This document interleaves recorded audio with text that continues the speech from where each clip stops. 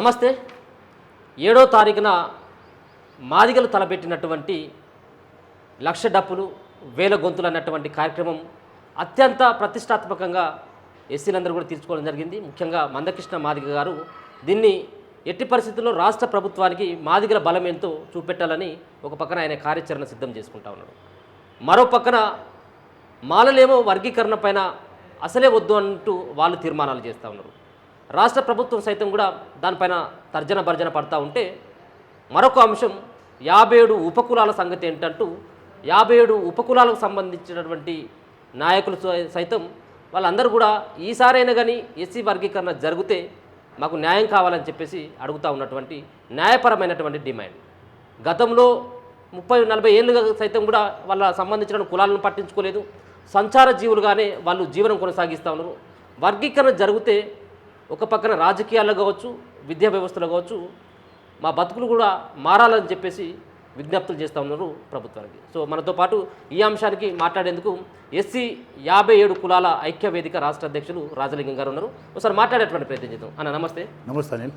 అన్న, ఏంది 57 ఉపకులాలకు సంబంధించినటువంటి వాళ్ళ యొక్క ప్రధానమైనటువంటి డిమాండ్ ఏంటి? ఇప్పుడు ఆల్రెడీ వాళ్ళు లక్ష డప్పులు వేల గొంతులు అన్నటువంటి కార్యక్రమాన్ని మందకృష్ణ గారు తీసుకోబోతా ఉన్నారు.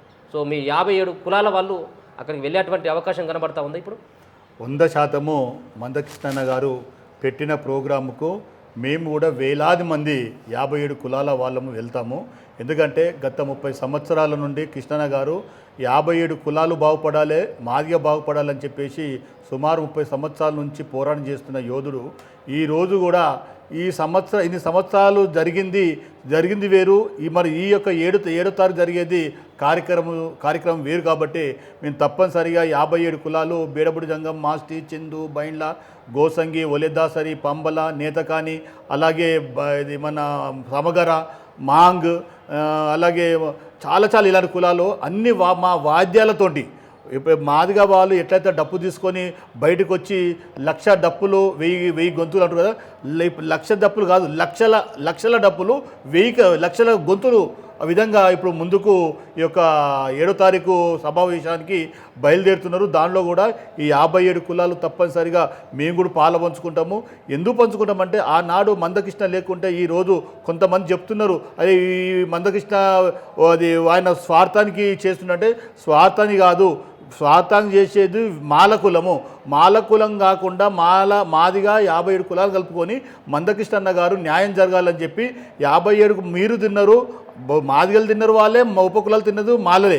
కాబట్టి మాలది తిన్నారు కాబట్టి 57 కులాలు 57 ఒకటి మాది 58 కులాలతోటి మేము అన్నగారితో ముందుండి ఆ ఒక సభలో పాల్గొంటాము. సో గతంలో సైతం కూడా అంటే ఈ రిజర్వేషన్ల ఫలితాలని మీ 57 ఉపకులాలు ఇక్కడ కూడా పొందినటువంటి పరిస్థితి కనబడట్లేదు. మీరు ఒకటి అర మినహా రాజకీయాలలో మీకు సంబంధించిన ప్రాతినిధ్యం ఎక్కడ కూడా ఉన్నటువంటి పరిస్థితి లేదు. కనీసం మీకు సర్టిఫికెట్లు ఇవ్వనటువంటి పరిస్థితి, క్యాస్ట్ ఇన్కమ్ సర్టిఫికెట్ కూడా రానటువంటి పరిస్థితి. వాటి కోసమే ముప్పు తిప్పలు పడాల్సినటువంటి సిచ్యువేషన్ ఏర్పడ్డది. సో ఇప్పుడు ఈ రిజర్వేషన్ని ఏబిసిడి వర్గీకరణ చేయడం ద్వారా ఎటువంటి లాభం 57 కులాలకి మీ ఉపకులాలకు ఉండేటువంటి అవకాశం ఉంది? ఏబిసిడి వర్గీకరణ చేస్తేనే 57 కులాలకు న్యాయం జరుగుతుంది. ఎందుకంటున్నామంటే ఆనాడు బీసీలు ఏబిసిడి వర్గీకరణ చేసిర్రు, అలా కొట్లాడ రాలేదు. ఎవరి కులం వాళ్ళు ఉన్నారు కాబట్టి సమానంగా వాటా తీసుకున్నారు. ఇప్పుడు ఎస్సీలో దళితుల్లో వర్గీకరణ కావాలంటే ఈరోజు మాలలు వద్దంటాం. మేమేమంటున్నామంటే ఈ యొక్క వర్గీకరణ జరిగితే మన మాదిగా ఉపకుల కలిపి ఏదన్నా మళ్ళా రాజకీయంగా ముందుకు పోవచ్చు. కానీ ఇప్పుడు ఆనాడు 30 సంవత్సరాల క్రితము వద్దన్నారు, ఇప్పుడు కూడా వద్దంటుంటే ఈ యొక్క అంటే వాళ్ళు మాత్రమే మాలలు బాగుపడాలి, ఇక్కడ మాదిగలు తినాలి, ఇక్కడ మాలలు తినాలి, ఇక్కడ ఎస్సీ 57 కులాలు తినాలని చెప్పేసి వాళ్ళొక పన్నగ పండుతూ ఈ వర్గీకరణ కావద్దని చేస్తున్నారు. ఎట్టి పరిస్థితిలో వాళ్ళు ఏం చేసినా ఎట్లా చేసినా వర్గీకరణ అనేది కృష్ణన్న గారు ముందుడు సాధిస్తారు. తప్పనిసరిగా ఈ రోజు కూడా మీరు అన్నట్టుగా మా 57 కులాలకు సర్టిఫికెట్ రావడం లేదు. ఎందుకంటే కొన్ని కులాలకు ఎంఆర్ఓ ఇస్తుంటే పెద్ద చదువుకున్న కులాలకు సంబంధ వర్గాలలో బ్రాహ్మణ్స్కు, రెడ్డిలకు, కాపులకు, మంగళకి, సాకలికి ప్రతి కులానికి ఎంఆర్ఓ ఇస్తాడు. ఇక్కడ కొన్ని కులాలకు మా 57 కులాల్లో ఆర్డీఓ ఇస్తాడు, కొన్ని కులాలకు కలెక్టర్ ఇస్తాడు. అంటే ఇది ఎక్కడి న్యాయం అని అడుగుతున్నా. ప్రభుత్వాలను అడుగుతున్నా కదా పాలకులు అడుగుతున్నా. కానీ దాని గురించే కదా కృష్ణన్న మొదలుపెట్టింది. కృష్ణన్న లేకుంటే ఈరోజు మాదిగ అనే వాళ్ళు మాదిగ చెప్పుకునేవాళ్ళు కాదు, బుడగజంగం చెప్పుకునేవాళ్ళు కాదు. ఆయన వచ్చిన తర్వాతనే కదా కొంతమంది ఇప్పుడు మాదిగ మందకృష్ణన్నతో అన్న గురించి వేరు మాట్లాడుతున్నారు. కానీ ఒక్కొక్కసారి అర్థం చేసుకోవాలి వారు కూడా. కృష్ణన్న లేకుంటే 30 సంవత్సరాలు లేకుంటే ఏ నాయకుడు అయినా మాల నాయకుడు కానీ బీసీల నాయకుడు కానీ ఇంకే నాయకుడు వచ్చేసి ఈ యొక్క వరికైనా కావాలని చెప్పి పోరాడుతున్నా లేదు. కాబట్టి ఇంకోటి ఏ నాయకుడు వచ్చి కొట్లాడినా వాళ్ళకు ఎమ్మెల్యే ఎంపీ ఇస్తంటే వాళ్ళు పక్కకుండే వాళ్ళు. మందకృష్ణన్నకు అక్కడ తెలుగుదేశం పార్టీ ఎంపీ ఇస్తున్నారు, కాంగ్రెస్ పార్టీలో 16 ఎమ్మెల్యేలు ఎంపీ ఇస్తున్నారు. ఇక్కడ కూడా ప్రతి దాంట్లో కృష్ణన్నకు ఇయ్యను అనే వాళ్ళు లేరు, ఇస్తాము అని ఆయన పార్టీలు ఎంబడబడి అడిగితే కూడా ఈ యొక్క పార్టీలో ఎమ్మెల్యే ఎంపీ అయితే నేను నా స్వార్థము ఉండవలసి వస్తుంది, లేకుంటే నా కింద ఉన్న వర్గాలకు న్యాయం జరగదు అని చెప్పి ఎక్కడ ఏ పదవి ఇచ్చినా ఎమ్మెల్యే వచ్చినా వద్దనడు, ఎంపీ వచ్చినా వద్దనడు. నాకు 57 కులాలు మాది కులం 58 కులాలే నాకు వాళ్ళు ఎంబడి న్యాయం చేయగలుగుతా, ఈ యొక్క పోస్ట్ ఎమ్మెల్యే ఎంపీ తీసుకుంటే నేను చేయలేని చెప్పేసి ఆయన ఒక ఎంటికే మందం లాగా తీసి పడేసిన వీటిని. ఇప్పుడు 57 కులాల సంబంధించినటువంటి విషయంలో మందకృష్ణ గారు ఎక్కడ కూడా తన స్పష్టమైనటువంటి వైఖరిని చెప్పట్లేదు. సో మొన్న పెట్టినటువంటి మీటింగ్లో సైతం కూడా మీరు కూడా ఉన్నారు, మీ ముందు కూడా ఆ మాట అనడం జరిగింది. ఎవరైతే 57 ఉపకులాల వాళ్ళు ఉన్నారో వాళ్ళు ఆశపడవచ్చు కానీ అత్యాశ పడొద్దు అన్నటువంటి వ్యాఖ్యలు కూడా చేయడం జరిగింది. సో ఆయన అటువంటి వ్యాఖ్యలు చేసిన తర్వాత 57 కులాలకి ఏ విధమైనటువంటి ఉపయోగం ఉంటుందని ఇంకా మీరు భావిస్తూ ఉన్నారు? తప్పనిసరిగా సరే అన్న ఏదో అనిండొచ్చు, కోపం మీద ఏదో రకంగా అన్నాడు. అలాంటి అన్న మందకృష్ణ అన్నట్టు ఆయన్నే తన ఒక బుక్కలకెళ్ళి మన బుక్కల నుంచి వేరే 50 కులాల బుక్క పెట్టాలని అన్న ఆలోచన వ్యక్తి ఆ సమయం సందర్భం బట్టి ఆ పరిస్థితి లేదు కాబట్టి అది ఏదో రకంగా వచ్చింది. అన్న అంటోడు కాదు, తప్పనిసరిగా మాకు మేమనుకుంటున్నాము అన్న ఉంటేనే న్యాయం జరుగుతుంది. ఎందుకంటున్నామంటే అట్లా అనుకునేవాడు 30 సంవత్సరాల నుంచి ఇప్పటిదాకా ఈ వరికన్న కావాలని కొట్లాడ కావాలని ఉండబోతున్నాయి. ఆయనకు ఏదో ఎమ్మెల్యేనో ఎంపీఓ ఇంక అవసరం పడితే ఏదో పెద్ద పోషిస్తారు, కానీ ఆయనకు వద్దు అంటాడు. ఇప్పుడు కూడా ఏమంటాడు, నా కండవ మారదు అంటాడు ఇలాంటి కావాలంటే. అంటే వర్గీకరణ కాదు, దీంతో పాటు బీసీలో ఉన్న అన్ని వర్గాల వెనుకబడ్డ కులాలు నెట్టేసిన కులాలు చాలా ఉన్నాయి. ఎస్సీలో కాకుండా బీసీలో అగ్రవర్ణాలు ఉన్నాయి. అవిటి గురించి పోరాడుతూ అంటున్నాడు. ఆయన ఉద్దేశం ఏంటంటే మేము అన్న ఏదో రకంగా అన్నపోయి దాన్ని పట్టించుకోము, 100% మా ముందు ఉంటాడు, 57 కులాలకు న్యాయం చేస్తాడని చెప్పి నేను మీ ద్వారా కోరుతున్నా. సో ఇన్నేళ్ళ కానుండి అన్నదమ్ముల కలిసి ఉన్నటువంటి మాల మాదిగలు కావచ్చు, వీళ్ళందరినీ కూడా ఇప్పుడు మాలలను వేరు చేసి మాలల్ని పదే మనవాదులు అని చెప్పేసి మాట్లాడడం ఇది సబాబేనా? ఎవరు అన్నారు? మందకృష్ణ గారు కూడా అన్నారు. అయితే మందకృష్ణ గారు ఏమన్నారు, మాలలు మనవాదులు అంటే ఎందుకు ఆలోచించింది ఎగ్జాంపుల్ చెప్తున్నా. కింది కులాలు ఈరోజు ఒక డెవలప్ కావాలన్నప్పుడు, ఒక సర్పంచ్ కావాలన్నప్పుడు, ఒక 10వ తరగతి చదువుకోవాలి, ఇంటర్మీడియట్ చదువుకోవాలన్నప్పుడు కింద స్థాయి. ఇప్పుడు మెట్ల కాడ మొట్టమొదటి మెట్ల కాడ ఉన్నాం మేము. అంటే డెవలప్ చూడని కులాలు మేము. ఇప్పుడు డెవలప్ అయిన కులాలేమో మాలలు కదా, మరి ఈ కింద ఉన్న కులాలు 57 కులాలు ఉన్నాయి కదా. 57 కులాలు కావాలంటే ఇప్పుడు కరెక్ట్ అని అంటాను. ఎందుకంటే ఆయన తప్పేమీ లేదు, మీరు బాగుపడ్డరు, 57 కులాలు బాగుపడాలి కదా. అలాంటప్పుడు తప్పేం లేదు అన్న కరెక్ట్ అన్నాడు ఆయన. ఎందుకంటే మనవాదులు అన్నవి బాధపడుతున్నారు, కానీ 57 కులాలు నెట్టేసి మీరు తింటున్నారు కదా, మరి అదెందుకు మీరు అనుకుంటలేరు? దేని గురించి అంటాడు? 57 కులాలు ఇప్పటి వరకు తిండి లేదు, ఉండడానికి ఇల్లు లేదు, చేసుకోవడం వ్యవసాయం లేదు, ఉద్యోగాలు అసలే లేవు, రాజకీయంగా అసలే లేము. ఒక ఎంపీటీసీ, జడ్పీటీసీ, ఎమ్మెల్యే, ఎంపీ మాత్రం లేరు. ఒక IAS officer, IPS officer, RDO, collector, MRO మా దాంట్లో లేడు, ఒక ఆర్ఐ లేడు. అలాంటప్పుడు అంతా మాలలే ఉన్నారు కదా, మరి అన్నదానికి ఏముంది? దేని గురించి అన్నాడు? దాని గురించే కదా. అంటే అందరి మేమే తినాలనే ఉద్దేశం. వాళ్ళు ఎట్లుంది మాలలు అంటే అందరి మేమే తినాలి, అందరు ఎండిపోవాలి, మేము అది బలిస్తూ కావాలని చెప్పి ఆలోచనతో ఉన్నారు కాబట్టి అన్నాడు ఆయన. తప్పలేదు అన్న దాంట్లో మేము దానికి అంగీకరిస్తాం. ఓకే.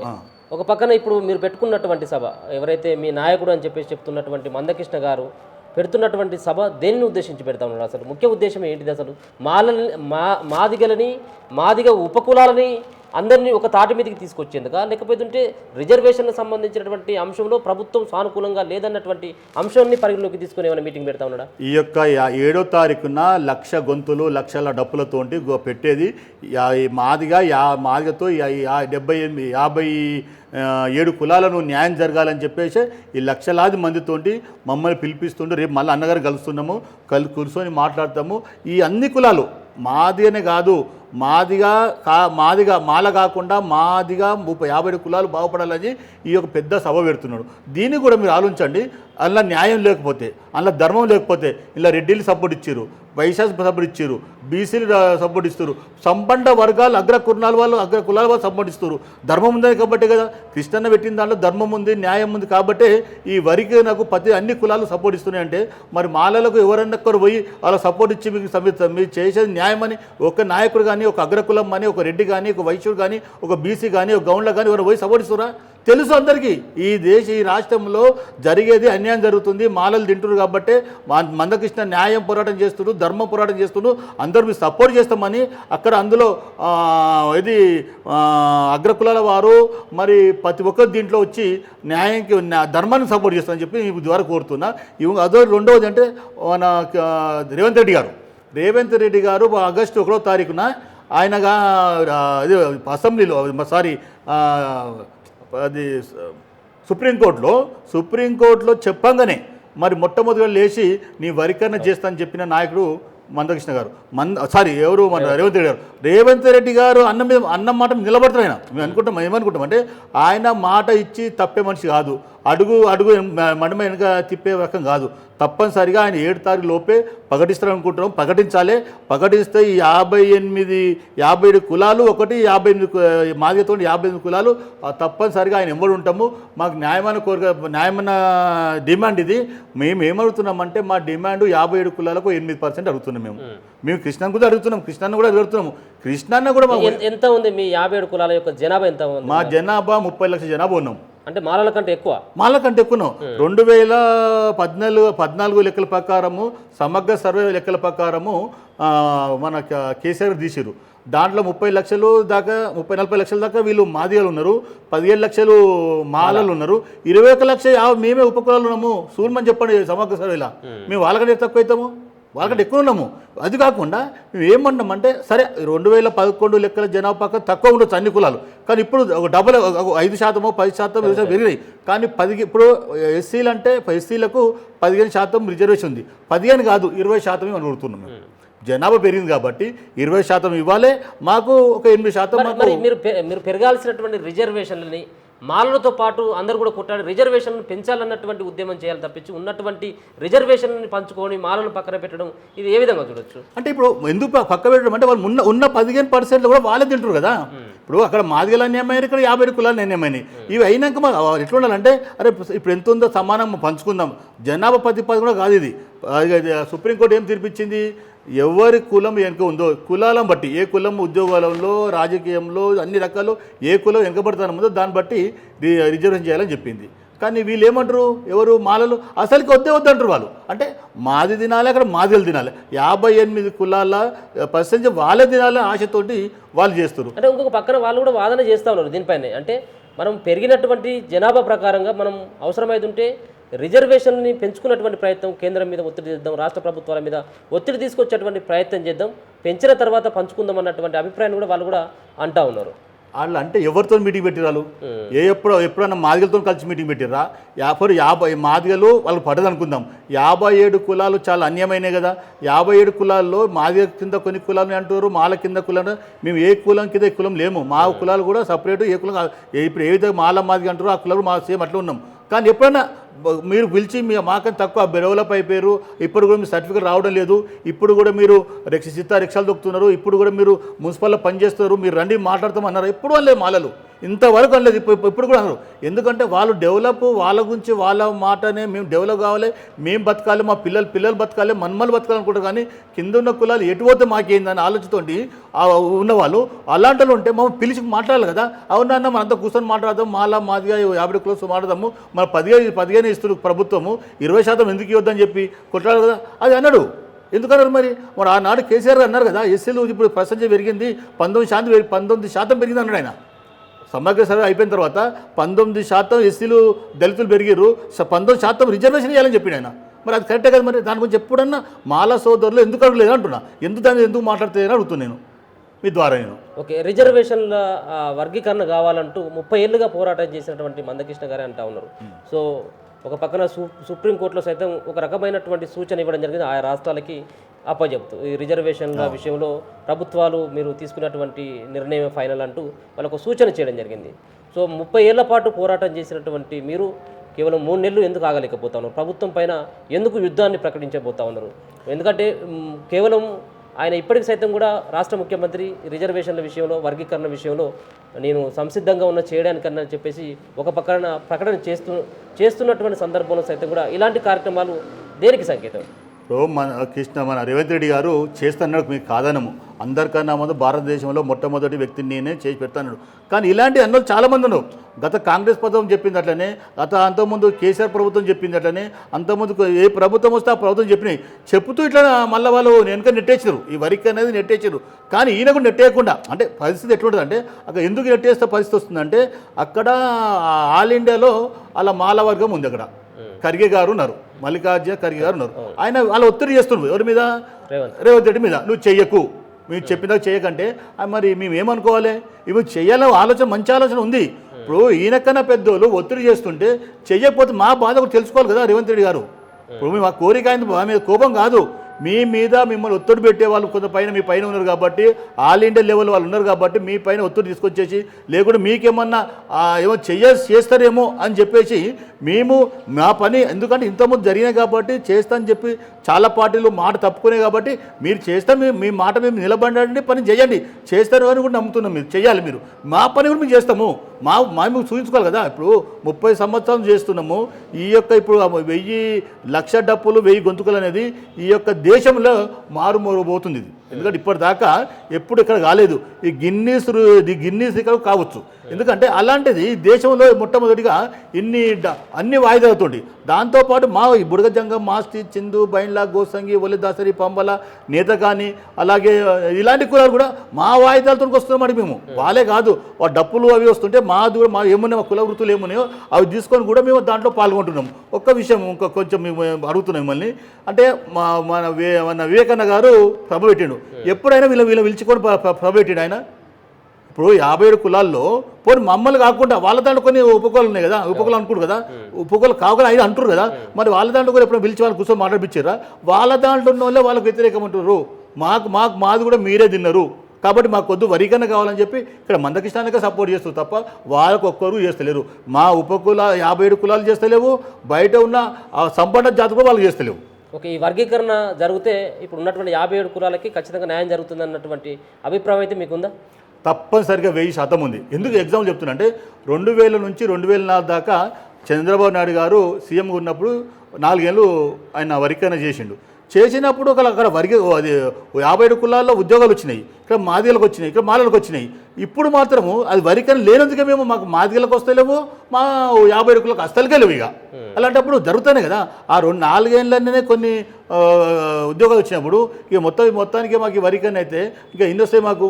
మేము కోరుకునేది అంటే ఇది పాపం, ఇది ఏమంటున్నాము, మీరు మంచి బతున్నారు, ఉంటున్నారు, అన్ని రాజకీయం ఉన్నారు, ఉద్యోగాలు ఉన్నారు కాబట్టి మేము కూడా ఉండాలి కదా. ఒక్కసారి పెద్ద మంది చేసుకొని ఆలోచించి ఏం చెప్తున్నాను మాల సోదరులకు. ఇప్పుడు ఎప్పుడు ఒక్కసారి చూడకండి, 2 కళ్ళతో ఉండి ఒకసారి ఆ సైడ్ ఒకసారి చూస్తే వాస్తవంగా కనబడుతుంది. మీరు ఒక్క సైడే గుడ్డిగా ఏదో చూస్తూ ఉంటే వాళ్ళు తింటున్నారు వీళ్ళు తింటారు కాదు. నిజంగా మీ కింద ఉన్న కులాలు ఉన్నాయి కదా, ఎప్పుడైనా దేంట్లో బాగుపడలేదు ఒక గవర్నమెంట్ లిస్ట్ తీసుకోండి. ఉద్యోగాలు మా బుడగజంగలు ఎంతమంది ఉన్నారు, డెక్కలు ఎంతమంది ఉన్నారు, ఒక మాస్టర్ ఎంతమంది ఉన్నారు, అలా చూడండి. మాది ఎంతమంది ఉన్నారు, మాలలు ఎంతమంది ఉన్నారు తెలుస్తే కదా. ఎండ్ల చూసినా మాలలు కనబడుతున్నారు, మా ఏడ ఉన్నాయి అని చెప్తున్నాను నేను. అలాంటి కొంచెం తెలుసుకోవాలి కదా. ఇప్పుడు వాళ్ళు అంత పెద్ద మాట్లాడుతున్నప్పుడు వద్దు, దానికి వాళ్ళు ఒక చిన్న అన్నదమ్ములు అనుకుంటేనే చిన్న కొట్లాడ జాగానో పొలం కాడనో ఇంటికాడ కొట్లాడ వచ్చినప్పుడు ఒక 3-4 పెద్ద మంది కూర్చొని తీరుస్తారు. అరే నువ్వు పెద్దోనివిరా, నువ్వు ఇది ఎక్కువ తినేమో, ₹1 ఎక్కువ తినవా, వీళ్ళు ఒక బారాని వీళ్ళు అట్లా అంటారా? అది కూడా లేదు కదా. మీరు జనాభా ఎక్కువ ఉంది, జనాభా ఎక్కువ ఉన్నది మరి అట్లే తినరు. కింద కులా చూసుకోవాలి కదా. తమ్ముడు అట్లా చూస్తావు, తమ్ముడు ఎంతో కొంత తీయాలి కదా.